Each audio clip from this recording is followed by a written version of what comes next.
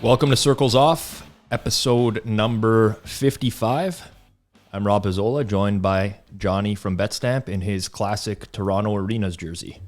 It's a big day for the city. We had a huge, massive win, the Maple Leafs yesterday.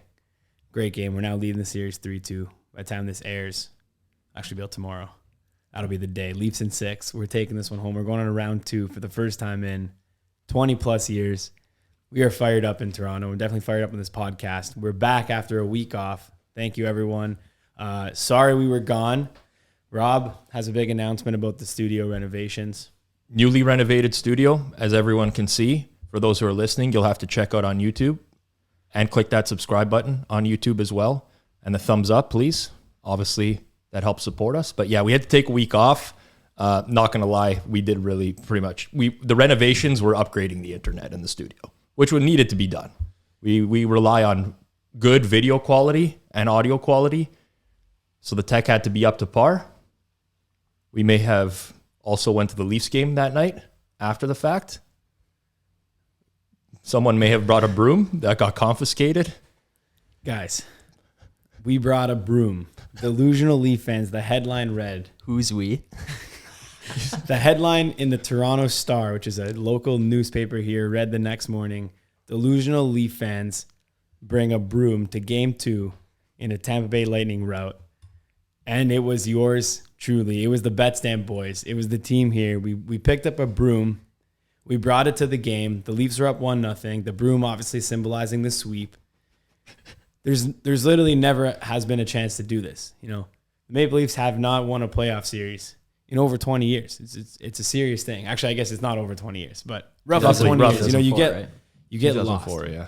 You get lost when it's been that long. And even then, it was just really, one round of win. But we constantly lost. You know, we usually don't win Game 1 in the series, and we usually don't have home ice. So we did win Game 1. We did have home ice. It was a chance we could sweep 4-0. And obviously, you know, that's what you want to do. You want to have that broom in hand. It was confiscated. So the broom actually was able to enter the stadium. We got the broom in to the stadium. Plan was obviously, you know, you store it under the seats. And then, if you do end up in a scenario where, let's say it's a 5-1 game, mid-third, say 4 minutes left in the game in the third period, and you're up even 5-2 even, you take out that broom. You start that Leafs in 4 chant. Iconic. Would be an iconic chant. moment. And that's a SportsCenter top 10. Yeah.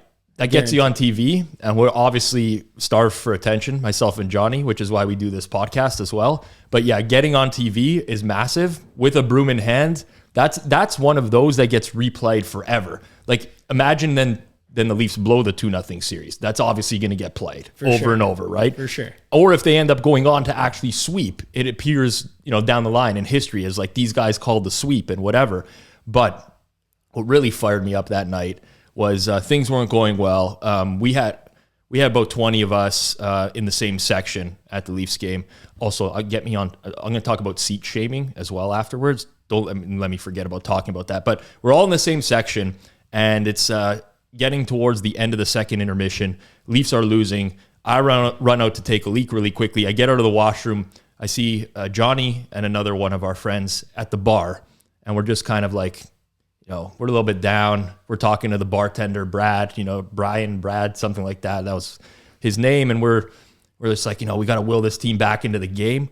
All of a sudden, doesn't one of the workers at the Scotiabank Arena start sweeping the floor behind us with the very broom that we brought into the arena? They confiscated the broom. I kid you guys not. They confiscated the broom and they put it back in the broom closet. And then proceeded to then have the regular employees, the staff there, use that broom, not only to add insult to injury, they were sweeping right by the feet of us. Second intermission, I believe we're down actually 5-1 at that point, either 4-1 or 5-1. It was not looking good. I think it was only 3-1 at that time. So we still had a shot. I think so. I can't remember. We had a lot of beers that night, but yeah, it was just such a slap in the face that they would not only take the broom, but then they would use the broom. Granted, it is like that's the use. They thought that we probably stole it from the janitor closet or something like that. Yeah, but all the other brooms, if you had noticed, were different brooms. I picked up on this. Industrial brooms. Exactly. And this was just like a, I don't know, it's $10 broom. Standard house broom. You know, we stopped in at the grocery store on the way, got it. You know, just a standard broom, like, you know, short bristles, nothing industrial quality. That's kind of the broom you need when you're signifying a sweep and you want to wave it in the air. You don't want an industrial broom with the tough bristles. But anyways, we digress. We lost that game. We went on to win the next one, went on to lose the next one, and then we went on to win the next one. So it's now 3-2 Leafs. I like how you say we as well. There's a like, huge. Well, I'm wearing the jersey, so I'm on the team. Right. But I mean, a lot of the Leafs fans outside of the game last night, they were taking credit for the win as if they played the game themselves. Absolutely. And really, the stadium was absolutely electric yesterday. I do have to touch on this narrative because you bet on hockey.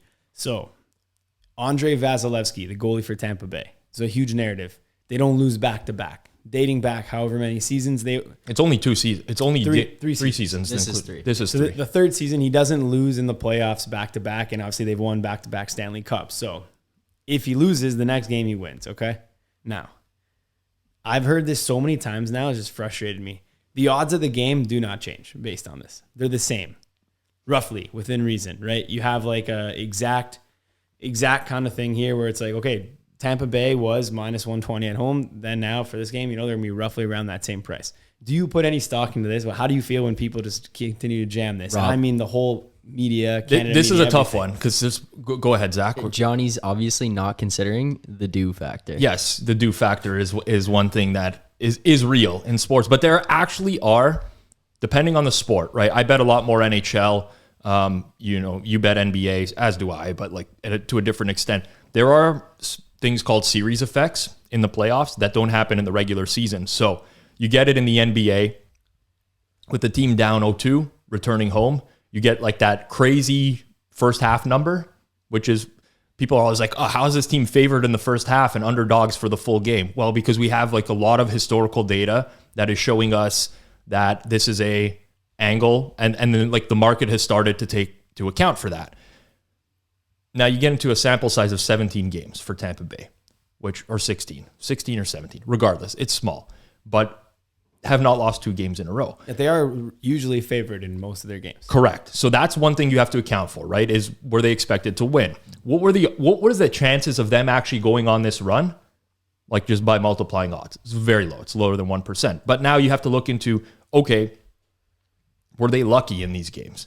Like I would look at not only the actual goals of the games, but the underlying metrics as well. Because there's a lot of variance in hockey, especially since it's a low event type of game, right? You only get a certain amount of goals. It's not like the NBA where there's way less variance because there's so many baskets over the course of the game. There's so few shooting events in hockey or relative to other sports that their variance takes over. So you start to look at that other stuff. I mean, Tampa Bay tends to play above their regular metrics in games following a loss.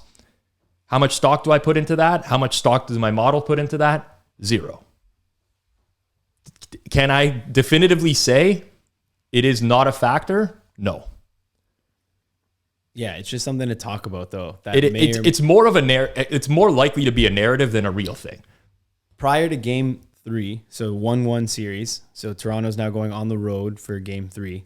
On the actual broadcast, on the TV broadcast before the game, this is what was said. They said, Toronto is on the road. They are now a road team tied 1-1 going in. They said, if they win this game, the likelihood that they win the next game is slim because most teams who go up 2-1 on the road lose Game 4. And then they brought it back to the booth and then they finished the stat and he said, that's actually only 46% of teams win Game 4 after being up 2-1, which is essentially, almost 50-50. But and again, it's probably above market odds too, because when you consider about the home ice advantage, yeah. So basically, I mean, we've seen it in Ontario. If you are in Ontario right now, you're going to see gambling coverage on all of the networks for every sporting event. You saw it for the Raps. Definitely, it's full swing for the Maple Leafs right now. And if they do go on a deep playoff run, knock on some wood, which we're hoping here, then we are going to get a ton of gambling coverage. And what I will say is, like, it's not even a piece of advice, just in general. Do not listen to any of these narratives. They are all, like, every single one of them is just given to you based on like an actual like stat generator that these companies purchase, whether it be a data provider or something like that. And if some of them may have stock, some of them may not have stock, but I guarantee you this, the TV network and the people giving these out have zero clue if they have stock or not. So they're not really analyzed. They're pretty much just kind of like a waste of time. The best indicator you have of who's going to win game 4 is open betstamp, check the odds. We got the little percentages beside it. The true odds of the game are the best indicator. That is where you can actually make money. And you can tell this to your buddies too. You can literally say this exact line, which is the true money line odds, like the money line odds of the game, are the best indicator in exact percentage terms of who's going to win the game. And if they weren't, and if you don't believe they are, then you literally have hundreds of thousands, if not millions of dollars to make via betting. So very similar to, pricing and efficient market hypothesis and things like that. But, ignore all the narrative. That's one area of the Leaf games that's been getting me, riled up. Just a question for you guys to clarify as well. I've seen a lot online, especially on Twitter, people getting kind of annoyed, especially with the gambling stuff that's being put out there, how it's being displayed. What would you guys say to people who believe that these companies, i.e. TSN, Sportsnet, are putting out these lines because they benefit from people losing? So they're putting out lines to bait people into betting on something for them to lose, so that Sportsnet and TSN win from other people losing. So for those listening in the US, TSN, Sportsnet are the big sports media channels in Canada, similar to an ESPN, obviously in the US. And now what's happened in Canada is there are partnerships with sports books because there's a lot of money to be made.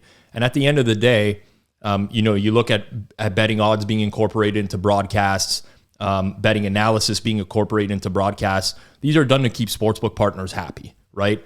FanDuel, who's entered an exclusive partnership with TSN. Bet365, who's now a partner of Sportsnet and Hockey Night in Canada. They're not paying for nothing. They're paying so that they can get their name out there on these broadcasts, and naturally that's going to come with it. Now, the content itself, there's probably a lot of room for improvement, right?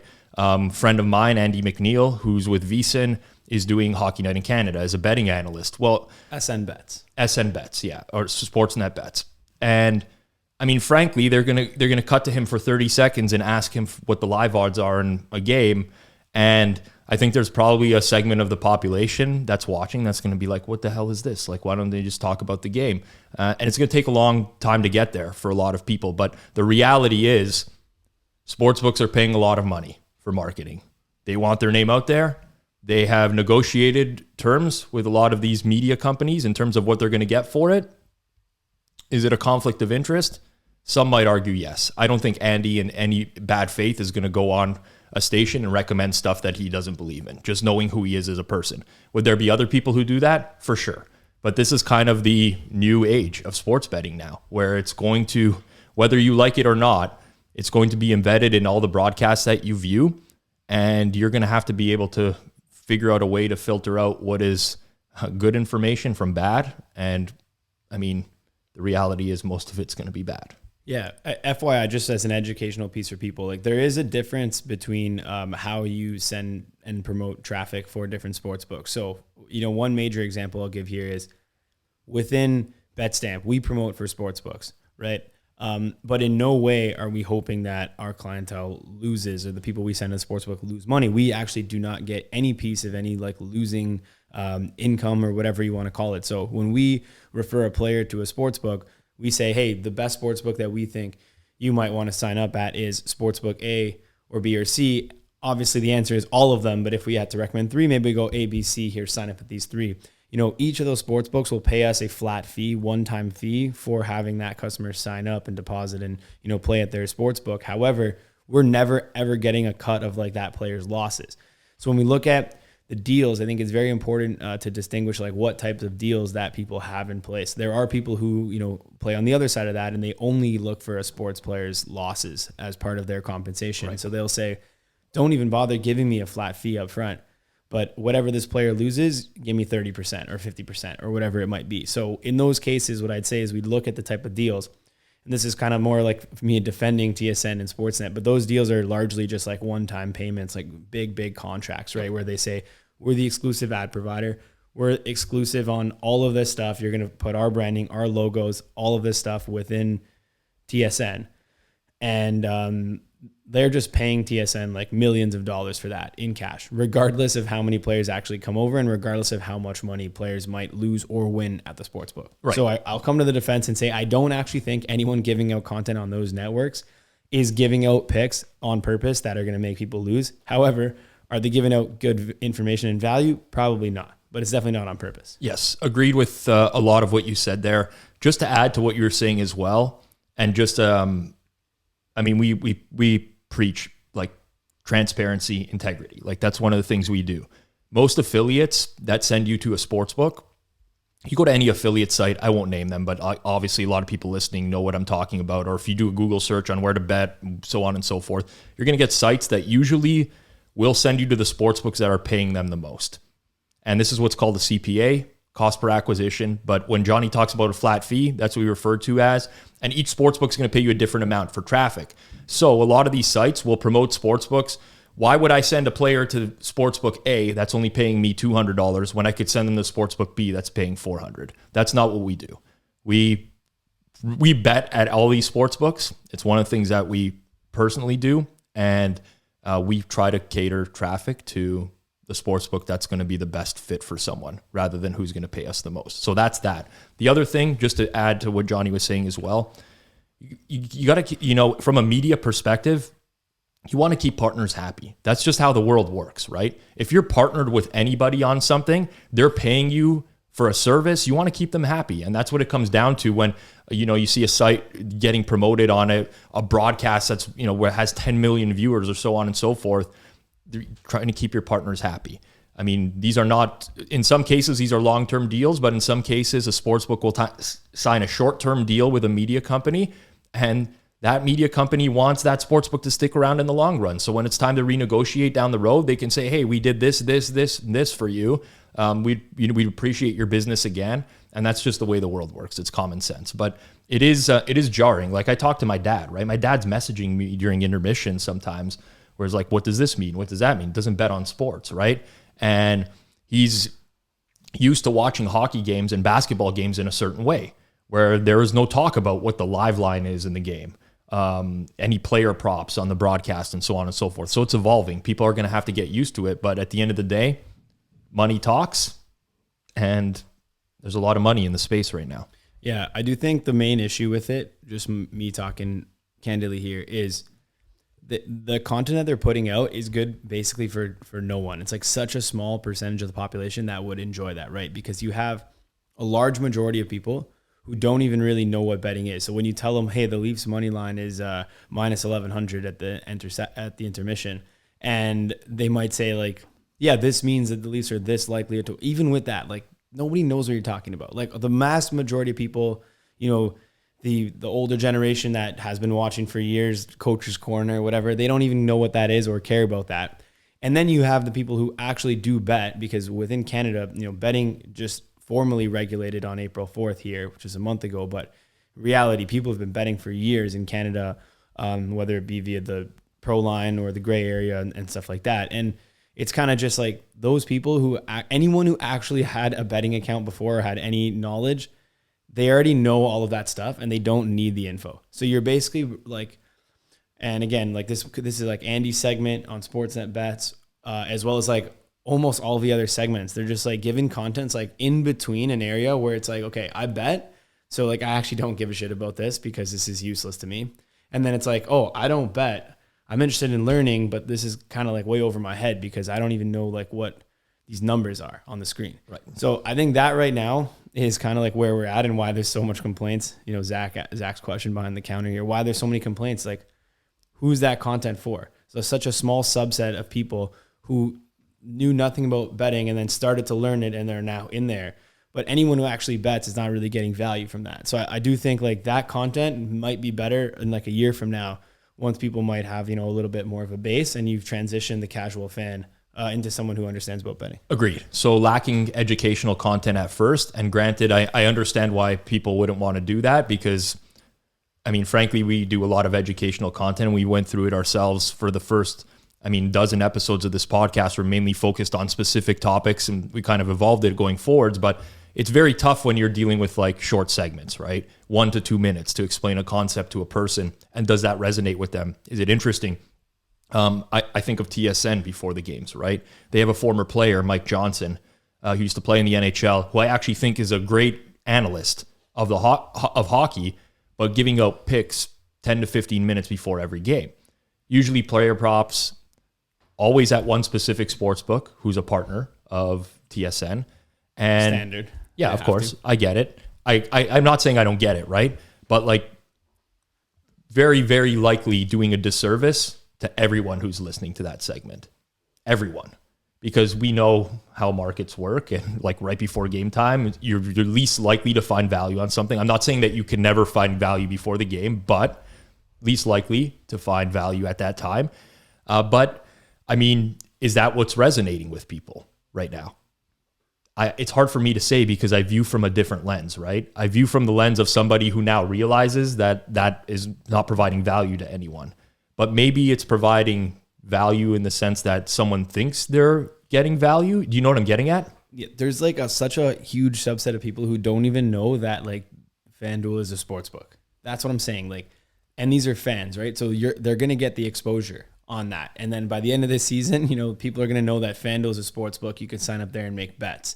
But, and that's just not just based on these segments, but also based on the commercials and stuff and regular advertisements. But like, who is that segment for, right? In a sense of even just thinking of it this way, you need to learn a little bit about it, right? But I'm on my couch watching the game, sipping a beer during second intermission. Like I don't want a training course on my TV where I have to pay attention. And like, I'm gonna have buddies over. Like it's not really the setting for that. So even to your point, it's like, yeah, maybe educational content. Are they going to do that? Like that's not entertaining. And it's definitely not a setting where you have like a 2-minute segment. The guys want to hear like, you know, someone talk and maybe give a hot take, and then they discuss with their boys, man, like, this guy's completely out to lunch, doesn't know what he's talking about. And then another guy's like, no, he's making a good point. That's what you want. You don't want to like start drawing a whiteboard, right? Right. So I think maybe the issue that I have is that there's like a complete distinction between the regular broadcast and the betting broadcast. And if it were me, if I was running content for one of these sites, I would hire a pro bettor. So Andy is fine for NHL. Like I have zero. He's betting at high limits, winning better, you know, complete. But you have to embed them in the actual broadcast in some capacity where they're part of the crew that's actually talking about Andy knows a ton about hockey. Never played the game before. You know, he's not an insider. A guy who never played the game. You got to get that clip. Yes, Sean Avery. He never. You know, he's not an insider, but you can incorporate him into the conversations, right? As an analyst. Betting analysts can be like analyze the game. That's what we do. We just do it more from a numerical perspective. And once you start to embed that in like the daily everything, it just becomes much more tolerable and people start to learn. But when you start to separate it, it's like, oh, you know, they're throwing to the betting desk. It's like, I don't know what, like it's just disconnected from everything else. Do you know what I'm saying? You know what I'm getting at? Yeah, I know. I don't know what the answer is. I mean, I'm not really interested in like broadcasting or media too much. Yeah. So I don't even know like what I'm not going to change anything on it. It's not my thing. Right. But we'll see where it goes. I think for the most part, it has been fun to see. At least, you know, we got more books. We got like, it's becoming more mainstream. People like talking about betting, stuff like that. So we're happy about that. What else we got here? I'm going to Vegas this week. You're going to Vegas? I am. Where are you staying? I actually don't know. Okay. Diana has booked the trip. My trips when I go myself versus when I go with my wife could not be any more polar opposites. I will have a spa day while I'm there, usually my first day, a couple shows, some nice dinners. The amount of time I will spend in the casino will be less than 60 minutes over the course of an entire trip. Casino's tough. I love it though. Listen. What do you play? Everything. You just gamble. Yeah. Listen, I know what the expectation is. Listen, I know you like that horse race machine, the virtual horse race machine with the plastic. You know what I'm talking about. So actually, the old school Vegas guys will remember this, but I used to really like the Sigma Derby machines. So these were like the old mechanical horses, literally a quarter machine, okay? And they had a ton of them on the strip, and then they slowly started to die over time. And then on the strip, the last one I knew of was at MGM. I believe it's no longer there. There's only one left on the entire strip. It was at the D, which was next to Circa, where Bet Bash 2 was happening. So I went to check out the machine, absolutely rammed. Couldn't even sit to play it if you wanted to. So now I've kind of evolved onto these Fortune Cup horse racing machines. Oh, yeah, I've seen those bad boys. They change lanes and everything. It's not just like they're on the one track. Amazing time. Guaranteed the hold on those machines is like 20% minimum. But, and you know what? Listen, I'm like I'm everything that I don't preach as a sports bettor when I'm in a casino. Like everything that I don't preach as a sports bettor. I would literally, at those Sigma Derby machines, look around the table to see what everyone else is betting and just bet the numbers that people weren't betting. Because I was convinced that the machine is calculating the hold based off of the bets. Okay, but that might even be a thing. Maybe. My betting... No, I'm just saying like it's potential that the algorithm of the machine works like that because it's literally a machine that is calculating and has like a program, an algorithm that writes it so that it doesn't lose money. I'll tell you how big of a scumbag I am at this machine. Clip that. This is how big of a scumbag I am. So you usually have at that... I'll tell you how big of a scumbag. No, I can't even say that. Then I'm gonna get clipped. You're gonna get clipped if you say it. But I'll have you both on the board. The Sigma Derby machines, I believe it's 30 seconds between races where you have to get your bets in, or 45 seconds between races. So I've concocted this, and this is years ago, right? Like I said, there's only one machine in Vegas now or whatever, but I concocted this hypothesis in my head of like, okay, the machine is calculating what everybody's betting. I gotta be on the side of the machine. You know how I tell people like, you know, you're paying a premium to bet on the side of the sportsbook? Well, you're not when you're betting on the same side of the machine, but you are because the vig is so high. Doesn't make sense in my head. But anyways, I want to be on the opposites of everybody else at the table. The problem you want to win when everyone loses and be the one guy yelling. But I don't celebrate. I just sit there quietly, pretend like nothing's going on. I don't want to draw attention, right? And then on top of that, a lot of the people that you sit down and play with, they're making their bets last minute, right? So it's very hard for you to process your bets if they're all waiting last minute. So I start spreading like rumors around at the table that I heard that these machines, you're way more likely to win if you make your bets really quickly, really early. So I'm sitting down with all these people at this table, like 10 people firing bets really quickly. When I sit down, I'm like, oh yeah. And then like a few people will win because it's the nature in the machine. Everybody takes notice. So like, how quickly did you get your bet? And the guy's like, oh, 2 seconds. So now I'm watching everybody place their bets very quickly. Bro, you could tell people anything. So I can process all this information, right? So I'm looking out, and this machine, you can only bet exactors. So you can only bet the two. It's just the way that the thing works. You're betting a combo. And I'm looking, you know, I'm trying to process. It's basically like Rain Man, right? Going on. And I'm processing all this information in real time, firing in my bets last minute.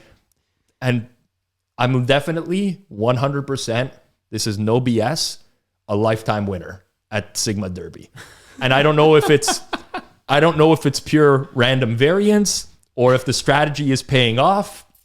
And listen, I'm talking quarters, like literally quarter machine that I will sit there for 3 hours to grind out $30 because I love it so much and love just the idea of beating the house. Because I could have spent that 3 hours playing blackjack or craps or whatever. Also had a good time, but probably lost more. And that's it. That's the story. The key to a casino is to lose only an amount where you had enough fun that loss in EV was worth your time.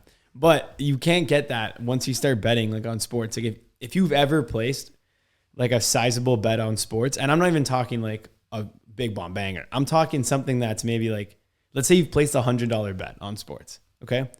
Now you've got that. It's this kind of a little bit concerning for gambling, but now you've got like the $100 in your mind. Like, oh, I just won $100. It's now hard to go to the casino and literally bet one 25 cent. Like it's hard to bet 25 cents. It's true. Cause then you're just like, I lost 25 cents. It's not even about gambling. Actually, it's even like about your salary. You know, if you make a certain amount per year, and now you're like, what's 25 cents to me? It's not that fun. It's like being velocitized, right? Like if you drive on the highway at 150 miles an hour for a long period of time, and then you get off the highway and you're under like a speed limit of 40 miles an hour. You ain't driving 40. No, you're going to zip it. You're going to zip it because you're used to that speed. And it's the same with sports betting. Yeah, that's what I'm saying. The key is you have to stay at an amount where you could still have fun. And like that machine seems like a perfect thing for you. Whereas like, okay, you obviously don't care about the $30 that you'll win or lose.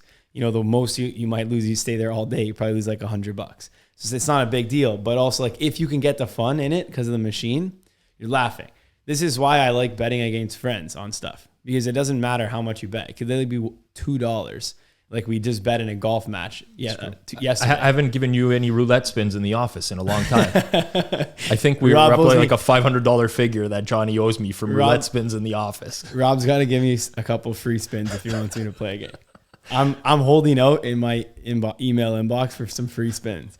But anyways, I was saying like even just betting on golf yesterday, like we literally bet like it's like okay $2 a hole. Yeah. If you just bet $2 a hole, it's better because now what you're really saying is like we're playing for money, so like try your hardest. And now that you're trying your hardest, because there's $2 on the line, you can't be like I wasn't really trying about it, right? Now you're like I had to try, so I put $2 on it, a hole, and then at the end of it, like we don't even settle up, but he knows I beat him for $2. Like I won a unit off him. That's the fun of it, is like beating your buddies, because that's now like what we've come to. We don't settle up because the money is insignificant, but it does allow us to like play harder because you don't want to lose. You don't want to say that you lost to someone else. But if I do play with like my dad and his friends, I literally have to hand out the toonies on the 18th green. The Americans will laugh at the toonies. Like we have $2 coins, but I have to hand out the toonies on the 18th green, or else like they'll never invite me to play again. They'll actually be pissed. They're actually like, no. This is, you don't disrespect the spirit of the game like this. No, like, I somewhat agree with that. I'm like, I got to go get the toonies in my car. They're like, you don't have the toonies on you? Like, why were you betting then? Why would you show up with... And I'm like, okay, buddy, like, listen, I owe you $4. Like, I'll give you 10. It just settle down and I'll go get it at the car. Like, but yeah, it's hilarious, man. The Vegas trips are hilarious. The ones with the wife are especially hilarious because my wife is frugal. You know, you obviously know my wife, but she's cheap. She gets it from her dad. I never said any of this. Or no, it's okay. She would admit it. She gets it from her dad. You know, very nice Italian guy, but he got it from his dad, so on and so forth. My wife is very cheap, so we'll go to a casino. We'll be in Vegas. We'll be on the casino floor, and she'll be like, "I want to play some slots," but she's only gonna play penny slots, right? So I'll give her like a $20, and I'll be like, "Okay, go play some slots. I'm gonna go play some."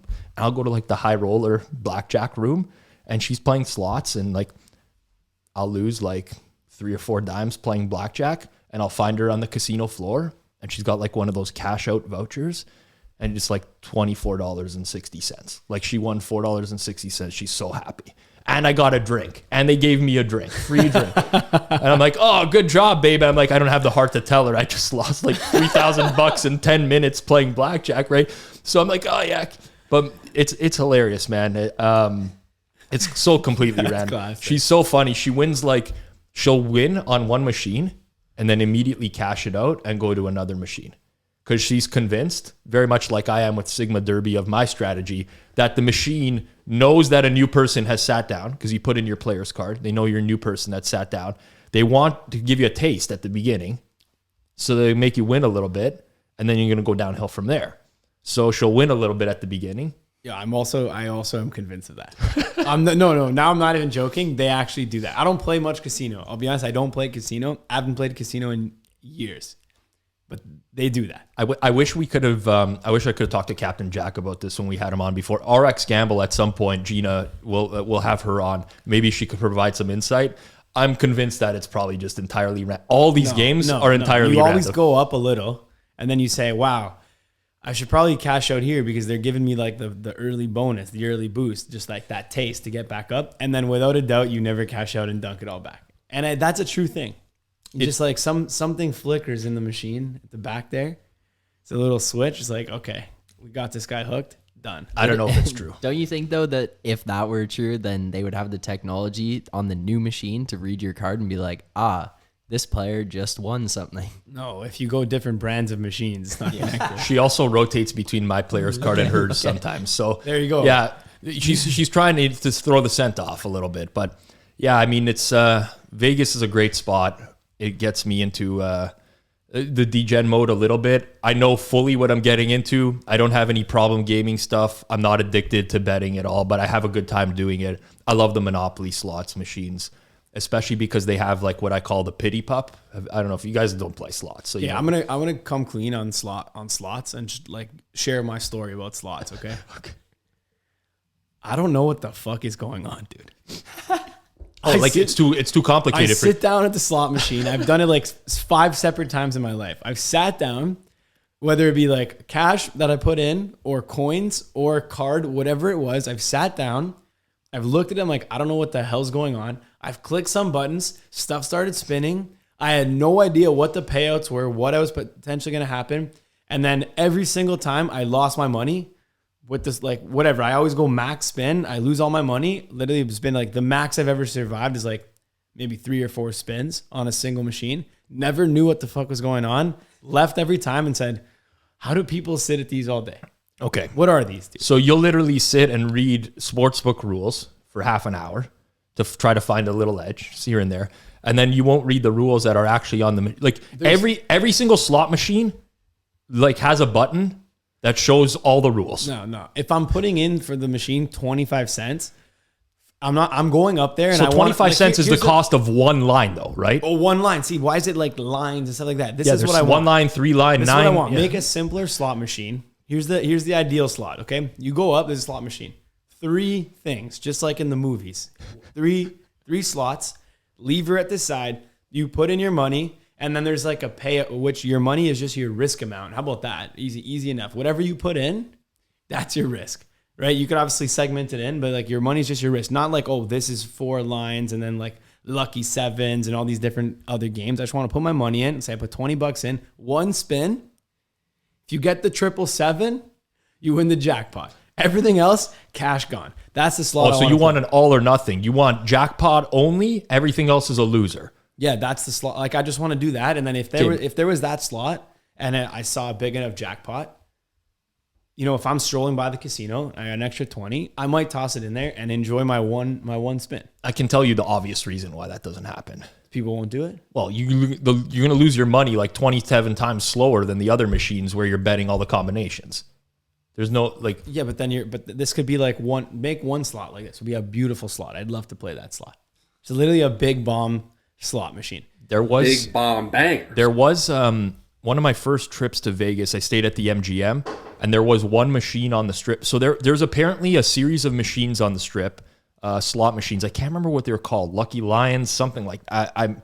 The name eludes me, but they were ones that had massive jackpots that you know would take they were big jackpots. So essentially, the way that it worked is if you won the jackpot, you'd also take home the machine. Like they took that long to pay out. And there was only one left on the strip. And it was at the MGM. And there was always a line to play it. Always. And it was like the jackpot was at like 1.1 million, something like that. And I came down for breakfast one morning. Line was small. There was only like 2 people in front of me. I'm like, this is the shortest I ever seen this line. I'm going to play it. I'm going to play this machine. So it's third in line. I played the machine for like 15 minutes, lost whatever money I had in my pocket, went on with my day. I'm in the poker pit that day at MGM. Literally someone comes running and they're like, you'll never believe this. This elderly couple just hit the jackpot on this machine. I'm like, literally, it hadn't hit in a decade. Hadn't hit in a decade. And this is the day I played it. An elderly couple from Rhode Island won 1.1 million and the machine. This has since been retired. But I'll never forget that day. I'm like, that's just such a classic. So you know what I did? I went and played more slots that day. Lost more money. Lost more money. We shouldn't laugh, but like, yeah. No, I want that one slot though, because like it's just such an easy thing to read. You go up and even just like show the jackpot at the top. It doesn't have to be a big jackpot. Yeah. Could even be like, literally, actually, how about even this? Forget what I said about the risk amount. Make it literally $1 a spin. It's $1 a spin. Yeah. Easy enough. So that way someone could put in 20 and actually stay there for a minute or 2. You do $1 a spin, and then the jackpot just rises every time you do it. Every like hour, it raises. I mean, I'm sure they could accommodate that. I'm sure if you reached out to the right casino, they would happily do that. Build that. Honestly, machine let's get a betstamp branded slot machine. No. We could definitely do it. Yeah. But I mean, I love the casino, even though I barely go. And, but this trip will be very different for me. Have you ever played or heard of or played Sickbo before? Sickbo? With the 3 dice that pop? Okay, so like my first experience of that was at a Canadian casino. It was at Fallsview Casino at Niagara Falls. I've never played at the casino. Okay. But it's like one of those big machines there where there's massive dice in the middle of the table and everybody sits around the outside of the table and it's all automated. And it pops the dice and whatever and the combinations. I don't know what the hold on the game is, probably like 10% or something. You know, had a great time. I went to when I stayed at the Bellagio for the first time, I'm there and there was like a human actually like had like this contraption, like kind of like a coffee cup. They put the dice in and close it and just like shake it up in front and put it down. I might have spent, like not exaggerating, 16 hours playing Sickbo at that table. Why? It was amazing. Built up a lot, lost a lot back, whatever. The rush of just seeing random numbers, I don't know what it is, man. I don't know what it is. Talked a lot about casino. This is, by the way, I should point out, these are the days where I also lost a lot of money betting on sports, just as a losing better at all. Now, I don't get the same rush from that kind of stuff because we talk about this all the time. You know, when people are like, oh yeah, you know, you're betting for entertainment. Well, it's not really entertaining when you just constantly lose. You need the wins in order to make it entertaining. But now... I would say like straight up, like don't bet in the casino unless you want to just bet for fun and you're okay with losing. And that's also fine. You know what I mean? Like if you have $100 million and you're like some big wig guy and you're like, yeah, I'd like to gamble. I want to put $1 million on this. Like, okay, do it. Like, it's fun. You know what I mean? It is what it is. It's the equivalent of, you know, for some people, that's the equivalent of betting $10. So it's all good. Yep. Just don't go into the casino expecting like, hey, if I do this strategy or like do this, I can win money. Like don't chase your losses and like 100% don't bet more than you have to lose, because that's like you're getting in a bad spot for nothing. So yeah, don't play casino unless you're expecting to lose. If you want to play sports, you might have a shot at winning, probably do, but also still don't bet beyond your means. And we're talking about land-based casinos right now. Even worse would be an online casino where it just things happen so much quicker as well. So those are definitely dangerous. Yeah, I mean, casino betting, you know, when people say Vegas wasn't built overnight, that's why they say it. You know, it's very difficult to win. But I'm looking forward to the trip. I'm looking forward to about the 45 minutes I'm going to spend with casino games, my time at the spa, seeing some shows, going to the piano bar at New York, Times Square at New York, hidden gem on the Strip. What a time. Putting in those requests to the piano guys, you know. Piano man?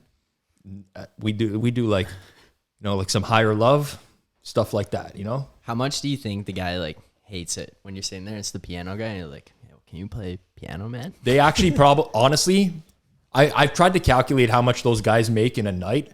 They make an absolute killing.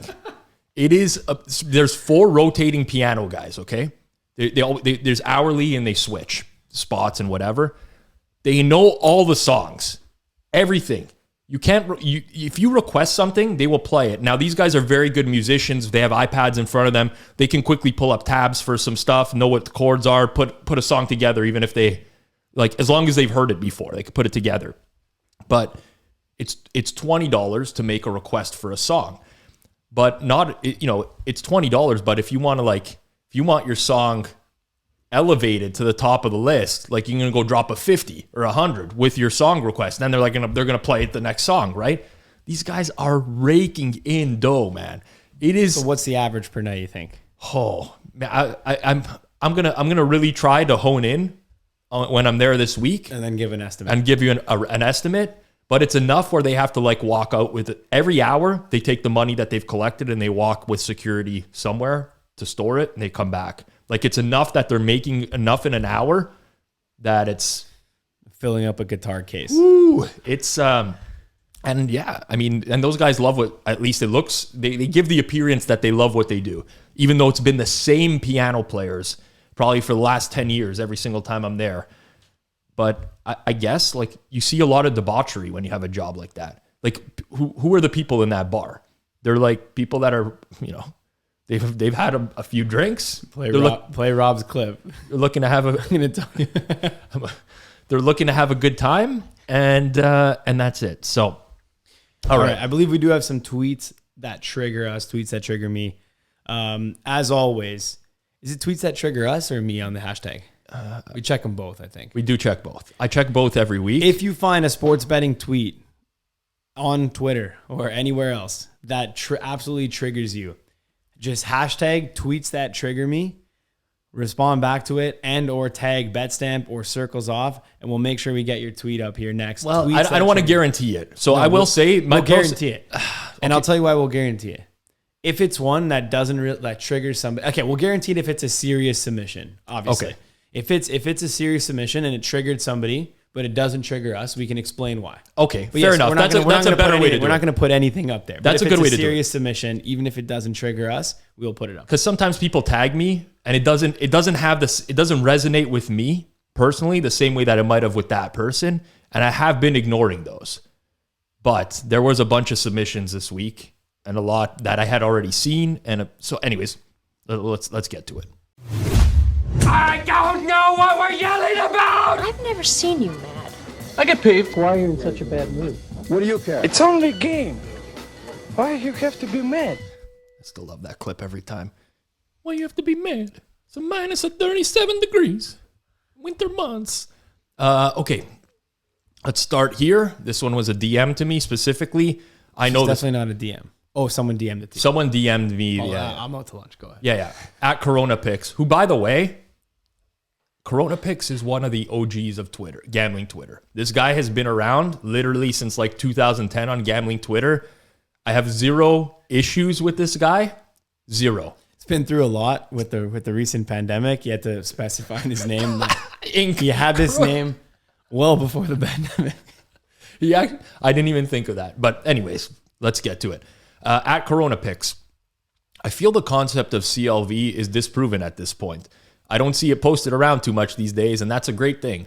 Getting the best line or beating the market is advantageous, but it doesn't mean you're an auto long-term winner. I feel like we can now move on. So, anyone who tries to disprove the concept of CLV or just says like no one's posting about it anymore might not be a thing, learn about error metrics, learn about log loss, learn about anything, really. First of all, learn about how markets work, for one. But the second thing is, it is so easy to prove the value of closing line value. All you have to do is literally take the opening line at any sports book and the closing line at any sports book for any specific sport, run the log loss or any error metric of the opening line and run it in the closing line, and you will see how much more efficient the market is at close. This is not a debate. Like it's not even up for debate. And yes, I think a lot of what happens in the space now is people will get like really good CLV on one game, it'll lose, and then they'll put, oh, here's the CLV bonfire and so on and so forth. This doesn't mean you're going to win every single bet because you beat the closing line. All this means is in the long run, you are going to be a winner. And yes, you will be an auto long-term winner over a long period of time if you're consistently beating the close. Literally talk to every single professional sports bettor. I don't want to say every single one. The vast majority of them put a lot of stock into closing line value. Are there going to be points where maybe the closing line is not the truest indicator of market? Sure, that's going to happen here and there. There's going to be always exceptions to the rule. But just because people aren't posting about it does not mean that it's been disproven. Don't know what else to say. I agree. I don't even have anything to add there. It's well said. I agree 100%. Like, it doesn't matter. It doesn't matter if you lose one bet or like one single thing. Like, it matters. Like, CLV matters so much. It's been proven already. But also, like, why would getting the best line or beating the market be advantageous if it's not an indication of being a long-term winner? Like, I'm trying to piece together what the advantage is of beating the close. I think maybe what he's saying is like it doesn't make you an auto long-term winner, but like if every one of your bets has closing line value by enough to overcome the VIG, then it makes you an auto long-term winner. Exactly. But if you also like, I guess, yes, it doesn't make you an auto long-term winner in general as a bettor, but on those bets it does. I will actually, you made a great point here. It's actually something we don't actually pretty much never talk about. And I never see talked about. Good opportunity for education here. You have to beat the closing line by enough to overcome the VIG. People forget that, right? So people beat a closing line and it moves from like minus 110 to minus 112. And they're like, oh, I beat the close again. I'm beating the close on 80% of my bets and I can't win or whatever. Well, you have to be, depends on the margins that you're betting into. Like you really have to understand that. And obviously the more closing line value you have in the long run, the better indication it's going to be of you being a winner. But there is a break-even threshold. You can't just beat every line by 1 cent and think that in the long run, that's just going to automatically turn you into a winner. And I do think that gets lost in the shuffle a lot on the closing line value debate nowadays. I agree. Okay, next up. All right. Bet player props. This is a thread. I deleted Alfred and Perez so that no one takes them on FanDuel now. I'll still count them on the sheet. So he's saying that he deleted a couple plays. I'll get into why. I was unaware a PH, pinch hit appearance, counted. That's definitely gross. If that's the rule, I'm sorry. I'm too used to the rules offshore. I've never heard of that insanity. So he deleted a couple plays from his tracking because he didn't understand the rules, didn't want other people to bet them. He then responds to that. They need to change that rule. That's a legitimate scam. Then he responds to that same tweet from himself. I expressed my outrage to them, that being FanDuel, over chat. I don't know if it will amount to anything. DraftKings, Prop Builder, every other book I've ever used for the home run market or any hitting market is must start. So here's what I'm going to say about this. And we've talked about this on this platform before. You cannot bet without knowing the rules of what you're betting on. It's plain and simple. Now, in this case, he learned the lesson the hard way, figured it out. Rather than figuring out how to exploit these rules in your favor, he's actually alerting them to the fact that they have something different with their specific sports book, which is honestly one of the dumbest things you could possibly do. Like, if you find a sports book that is grading things or has rules that are completely, entirely different from another sports book, yet they are offering the same prices, one of those two is going to be an edge in some capacity. So by now going and alerting them to this book, to this rule, you are in essence killing what could be a major edge, or possibly killing what could be a major edge.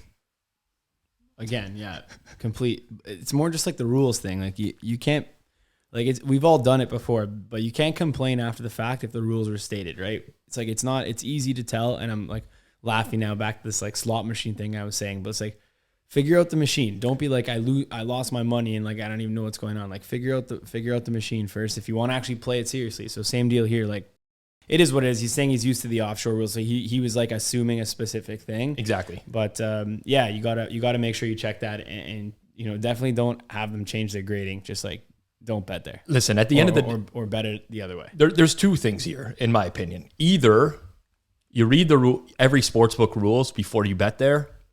A lot of people won't do that. Me and Johnny have talked about this before. It's something that we personally do because there are edges to be found in sportsbook rules. All these sportsbooks treat things differently. They grade things differently. There are sportsbooks that will auto-grade wins. For example, when a team goes up, 3 goals in hockey or 3 touchdowns in football, and maybe you're going to want to place certain bets there to take advantage of that, so on and so forth. But if you're not going to do that, and you're not going to go through the effort of doing that, don't complain about making bets at that book and then them grading them in a certain way that is specifically stated in their house rules. That's all. That's it. Like, fair enough. You can't have it both ways, essentially. Okay, up next, Steve Fezzik. Oh, it's a good one. At Fezzik Sports. I will say, I just want to talk about Fezzik really quickly before we get into this. I think he gets like a really bad rap in the gambling Twitter community because he is a tout and works for like a shady tout site. I've always got he does know a lot about football that I don't think people give him credit for because he does do tweets like this. Quotes exposing your gambling expert, in quotations, as a fake. Number 1, I never bet parlays. Number 2, I don't bet live.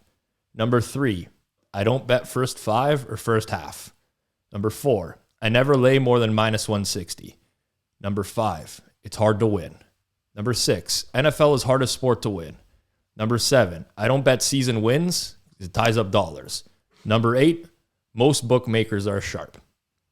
Okay. Some of these are true.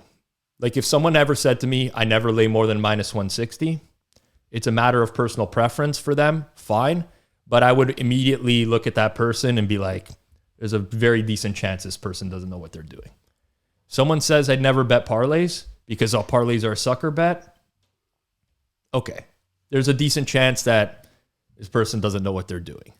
But there's a few on this list that are just personal preferences. Like I don't bet live because I have other things to do. And most of my edges are pregame. And I don't like the fact that it like the pain of betting live and like trying to get a number that I think is a good number and then having it move on me is just not worth my time.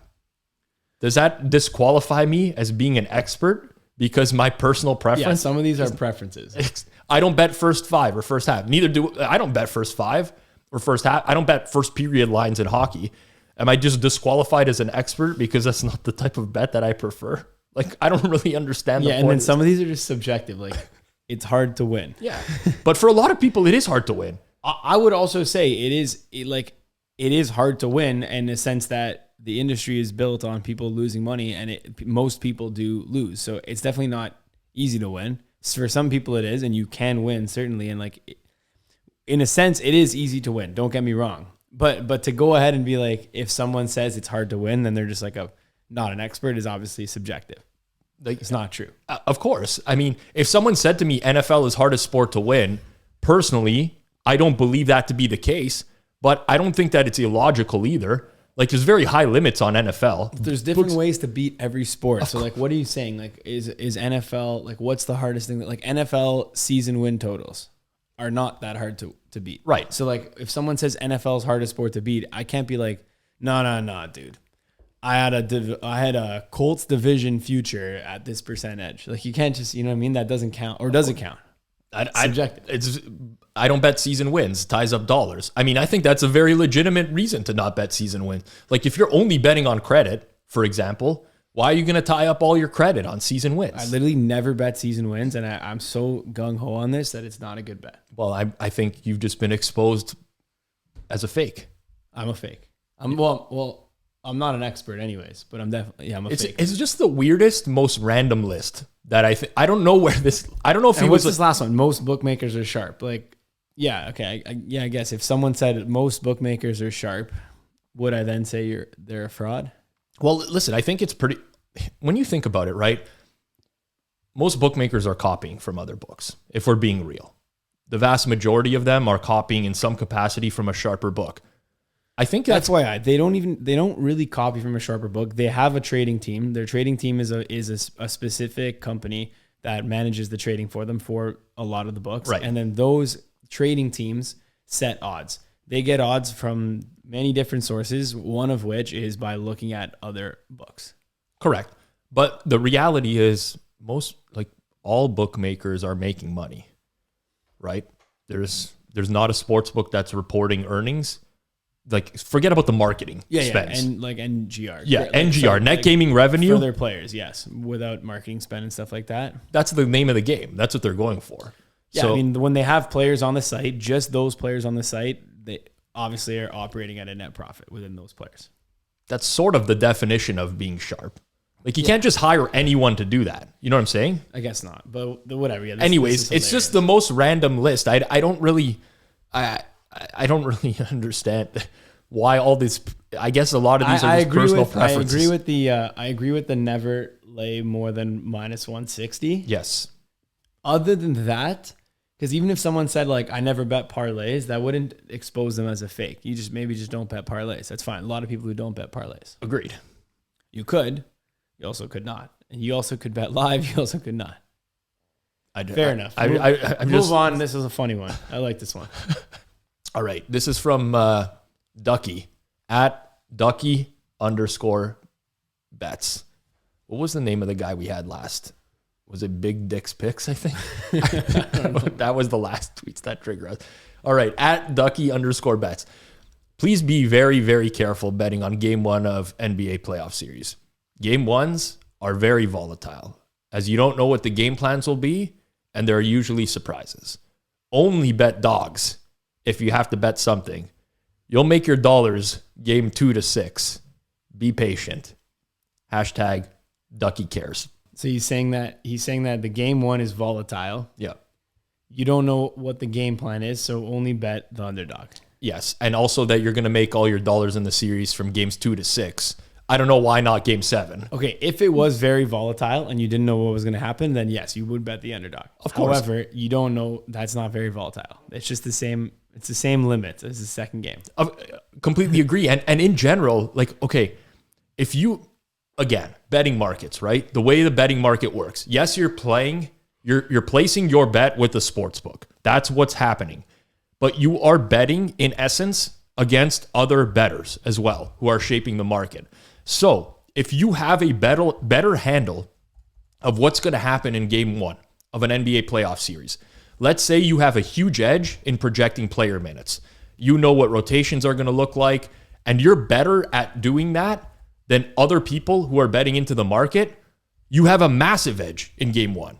It would be your biggest edge of the entire series, because then from game 2 onwards, that information is available. People will react to it. So if you're very good at modeling player minutes, for an example, that would be a huge edge. Huge. I don't know why you wouldn't bet the game if that's something that you excelled at.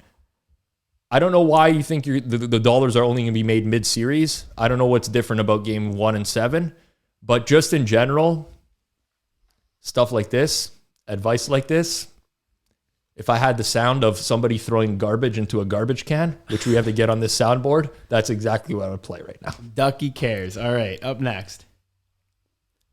I think there's 2, right? This is the last one, and then there's another one. Okay, the next 2 are going to be a package deal because they insinuate the same thing. So we have NBA player props at winning_props. I'm not an NBA is rigged guy, but Duncan Robinson playing 6 minutes for absolutely no reason, while it seems like half the planet bet his over, definitely fishy.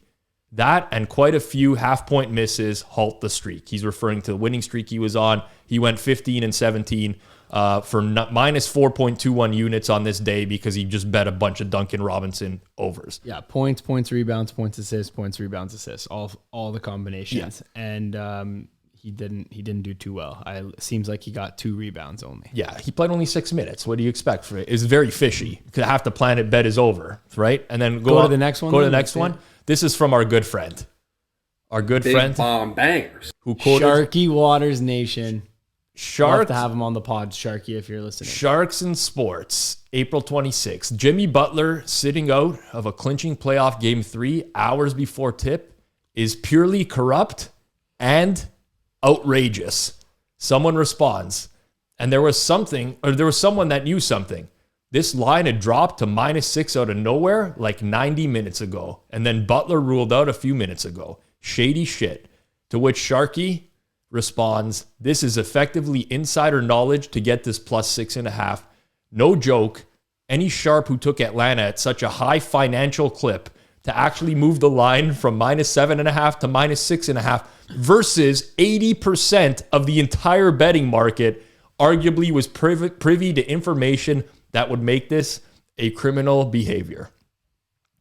So we got a couple. There's so much in here. There's so much going on here. I'll tell you what really popped to me, okay? When he referenced that the line moved a point versus 80% of the entire betting market. But it didn't even move it based on the volume. It just moved it based on the injury. Of course. But he was already also questionable. I know. There was like someone could have easily been taking a stance of like, we don't think Butler's going to play and we're going to get out ahead of this news. They also could have known that he wasn't going to play. But either way, that it doesn't matter that 80%, like they didn't have to bang it for such a high financial clip. I wish we had a video of him quoting this stuff because he's really good. This guy is a good salesman. But first of all, again, we talked about this before. Who cares what 80% of the entire betting market is betting on? Like, do you think that's going to stop me? Do you think that's like, is that actually like something that, first of all, is scary to anyone? But on top of that, like it's completely meaningless. But this is a market. There's information accessible in any market. First of all, it doesn't prove anything in terms of someone could have known, absolutely easily could have known. I'll give personal examples though. of how many times I project a goalie to start, a backup goalie, let's say 75% chance that he's going to start, we'll get out ahead of market and take a risk on betting it. Because why am I going to wait for that information to come out and then have to be able to get down in 5 seconds? So that could easily happen. We don't think Butler's going to play, or somebody gets a call up your. This guy has no idea he's no idea what happened here. He's literally made this. Look how long that paragraph is of typing, and it's also only a 1 point move in the NBA. That's Right. literally nothing, especially 6.5 to 7.5.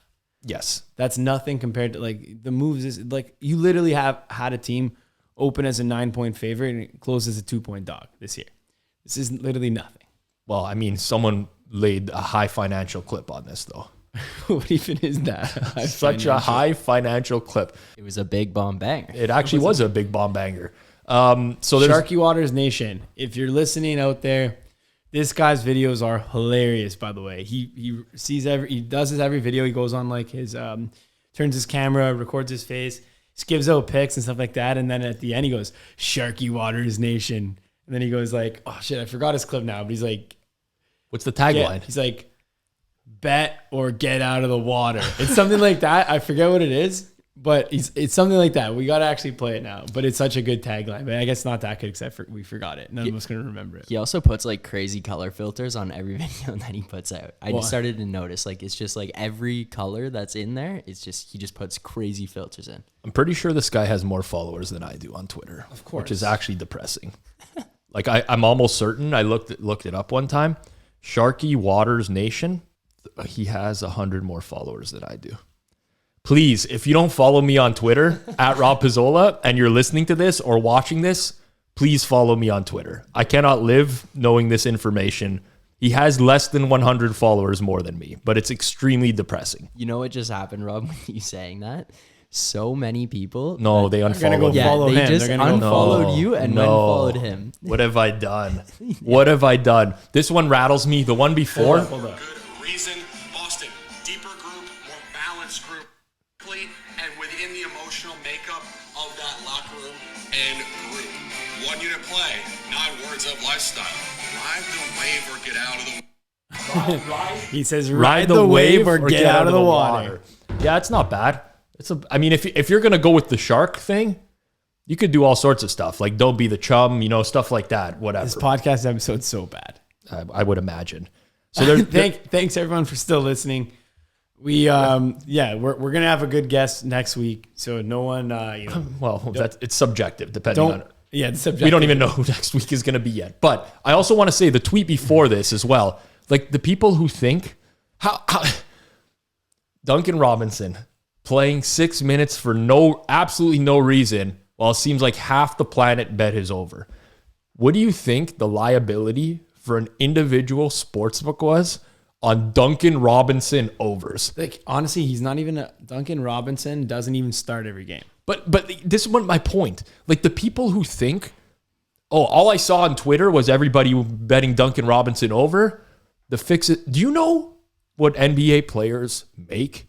Do people understand the money that these people make? Do you know what it would cost for Duncan Robinson or for a coach to not play players during the game? Like what you would have to pay these people? No, Duncan Robinson's not a starter, which means he can only bet his props on a handful of books anyways. But this one, like the fix is in stuff. Listen, I've tweeted stuff like that before. People need to know that it's 100% a joke. I'm trying to get people fired up. This stuff though, like they actually think that games are fixed because everyone bet a prop over. The liability on these props is nothing. The sportsbook doesn't even care. They literally do not even care. The trader would have no idea what they took on this prop because it is inconsequential to what is actually going to happen. So no, when you lose your prop bet or a player plays substantially more or less than you thought they were going to play, it's probably not because their head coach is in on some sort of massive scam. No, but he says at the beginning, I'm not an NBA is rigged guy. Right. But something fishy. But there's something fishy. That and quite a few half-point misses. Yeah, I mean, I don't know. All right. Oh, by the do way, we have another? No, I think that's it for today. Is that it? Okay. That was tweets that trigger us. Can I throw one more out there? This is not actually a tweet, but I've been noticing a lot lately because more people are betting props. Way more people are betting props. If you bet something like over 1.5 or over 2.5 or even over a half, which I've seen before, like say you bet someone over 1.5 3-pointers and they get 1 3-pointer. You can't say you lost by the hook. No. Like you can't. You just cannot do that. It is like the most common. It happens so much now on these low, like player over 2.5 assists, got 2 assists, lost by the hook. It's Matthews over 3.5 shots on goal. Lost by the hook, 3 shots. Like technically, yes. There's only like a variety of like, so for 3-pointers, you can get like 0, 1, 2, 3, or 4. Or Steph Curry territory, right? If you're a guy who has a total of 1.5, you can maybe get 0 to 5. So you didn't really lose by the hook. You only, like, it's so likely that you get 1. Yeah. It's the next most likely outcome after maybe they're probably over 1.5 minus 150. You might, you know what I mean? Like the most likely is 2 and then 1 and then 3. It's like so simple. You notice how people always talk about how they lost by a hook, but they never talk about when they won by the hook? When was the last time you saw someone say won by the hook? I actually don't even think that exists. Search on Twitter. It's never been tweeted. Yeah, because people want you to know that they've had close losses and they never want you to know when they had a close win. It's just human nature. But yeah, listen, technically, yes, you did lose by the hook. If you bet over a half goal in the NHL and the guy didn't score a goal, technically, yes, you lost by the hook. Should you ever say that you lost by the hook? Absolutely not. Please don't ever do that. That's all I can say. It is a tweet that triggered me, but it's a tweet from probably 24 people I've seen in the last week. More of an indicator of who I follow, and I should really examine that. But for those out there, please do follow me on Twitter. It's very important to me. All right, everybody. We are signing off here today. We'll be back next week with a great guest. And if we can't book anyone, it'll just be Rob and I again. You know what? I'm flying the red eye home on Tuesday night. So I'm going to be like on no sleep for Wednesday. We'll do the show because we record this on Wednesday. Oh, secret's out. We record on Wednesday for a Thursday show. But what's this guy saying? There's so many people who think we do this like live. And I'm trying to, anyways, I don't want to get into it. All right. By the time that we speak next time, Rob will be back from Vegas. So I have some good Vegas stories. Leafs will be in the second round. Leafs in 6 or in 7. I don't care. Just get to the second round. Finally. Signing off here. Will Duncan Robinson be getting more minutes, though? Duncan Robinson. So that tweet's from before. He's a sniper. He barely played yesterday anyways. As long as Philly's winning, he's not playing. We are signing off. Everyone, please like, subscribe. We have a lot of ratings now. You guys are really coming through for us on Spotify and Apple Podcasts. 5 stars, as always. Like and subscribe. And as always, as we say on this podcast, ride the wave or get out of the water, baby. See you guys next week.